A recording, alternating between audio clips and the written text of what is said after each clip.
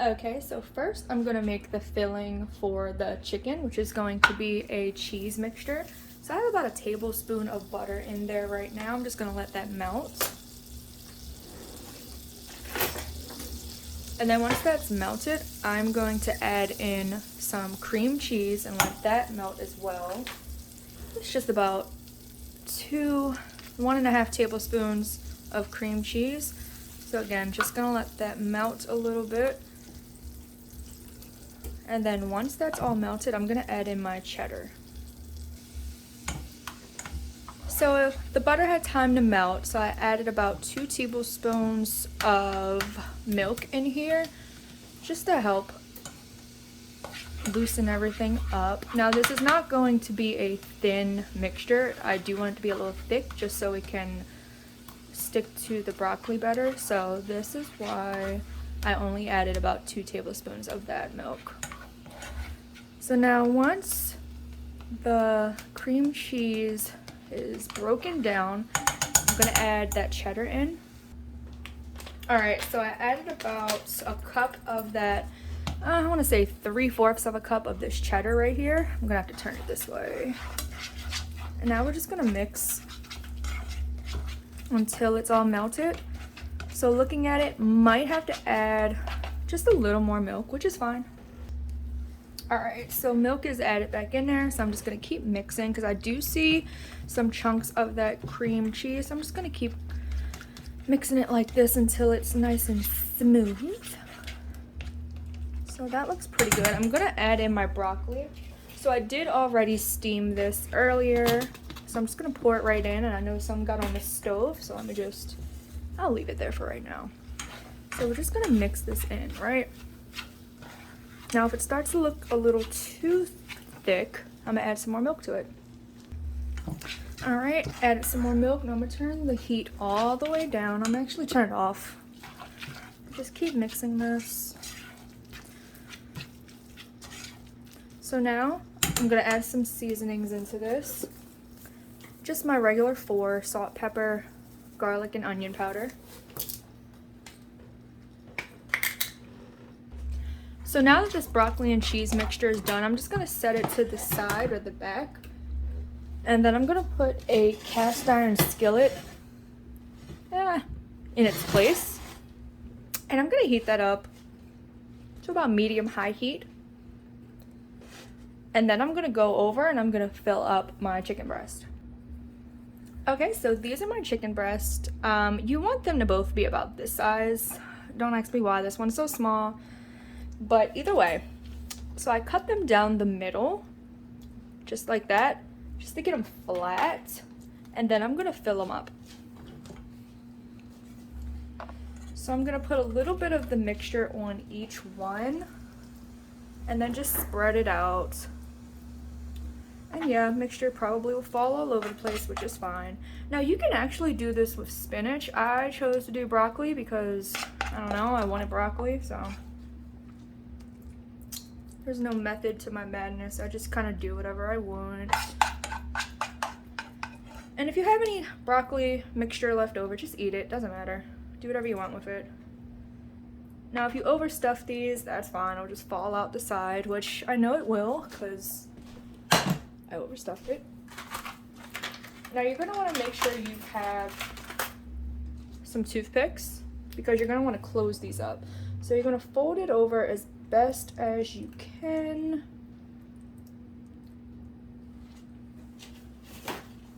And then you're just gonna put it through like that. Now we can actually just do 2 for each because like I said, I know I overstuffed this. That's fine. Boop. Okay. And then I'm just gonna do the other one. Okay, so now I'm just gonna go straight into the seasonings with this. So I'm just gonna season both sides. Well, I'm gonna just do one side, and then once I flip it, I'll do another. So salt, pepper,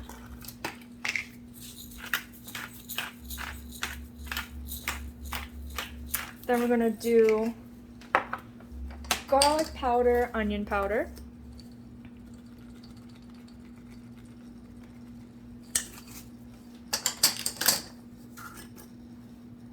boop, boop, boop. If it gets on the filling, that's fine. Now we're gonna do some paprika for some color.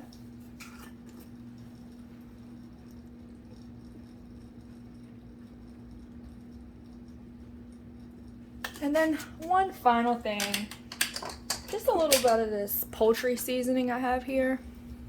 Now you can get this from any grocery store. It's really not fancy because, let's be honest, I don't buy fancy stuff.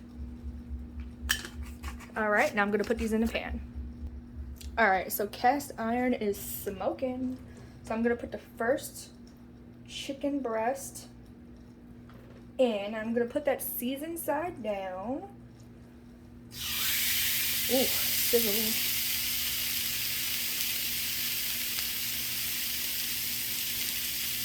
Alright, now I'm attempting to put the second one in. I know all my mixture is about to fall out. That's fine. It's whatever. So while this cooks, make sure you have your oven preheated to 425 because we're actually going to throw this right in the oven. Now I'm going to season the other side with the same stuff. And I'm just going to leave it on each side for about maybe 2-3 minutes just to get some nice color going on it. And then after that, I'm going to put it straight into the oven. Now again, salt, pepper, garlic powder, onion powder, paprika.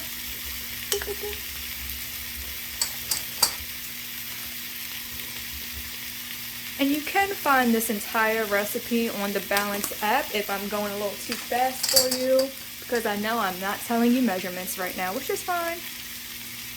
It's what you have the app for.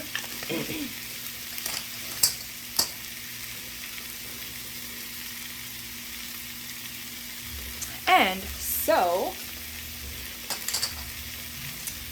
I actually have a friend who hates when I use metal utensils and pans. So Robin, this is for you. And now the spoon is literally has no purpose at all but to annoy my friend. So that's what that's for. Now we're gonna let it cook for a little bit and then we're gonna flip it. Alright, so I believe it should be cooked well enough to flip it. So I'm going to pause it and flip it just because it's going to be a very ugly process and you don't need to see it. Alright, so these are flipped. They did get some nice color on them. And I did remove the toothpicks just because their main purpose was to hold them together during the flip. So I'm going to just let this go for a few more minutes on this side and then I'm going to put it straight in the oven. So this is looking beautiful right now. I got my spoon back for Robin. So if anything starts falling out, just scoop it out, put it back in. I actually put more of the filling in after I flipped it. At least on the big one. And so some of that butter or oil that you put in, don't be afraid to try to spoon that over the top. It's completely fine. Gives it flavor. We are actually going to put a small pat of butter on each before we put in the oven. Alright, so my butter is on. Now I'm going to put this in that 425 degree oven for about 10-15 minutes or until it is cooked to 165. So if you ever doubt, have a meat thermometer on hand and then just check it. Okay, so now I'm going to make my candied carrots. So I'm starting off with a small bowl, small pot. Sorry, it's late. I'm tired. Over about medium-high heat. So I'm going to add about a teaspoon of water into there.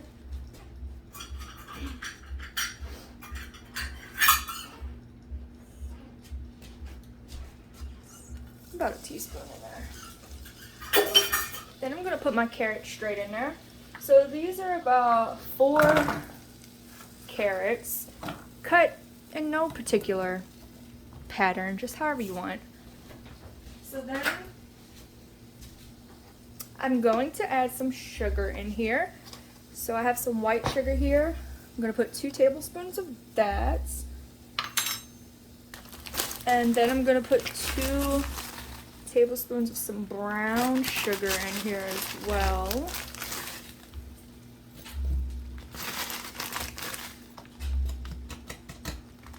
And then we're gonna throw some seasonings in. Just a little bit of salt because I don't want to offset that sugar too much. And here I go again, seasoning my stove instead of my damn food. My dang food. Alright, got some pepper in there.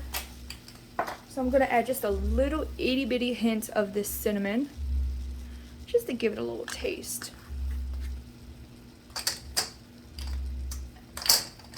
And then just a little bit of garlic powder, and that's it. So now I'm gonna lower the heat to about medium low. Then I'm gonna put one little small pat of butter in there. Then I'm gonna cover this. I'm gonna try to cover it just a little section open. I'm gonna let this go for about 10 minutes.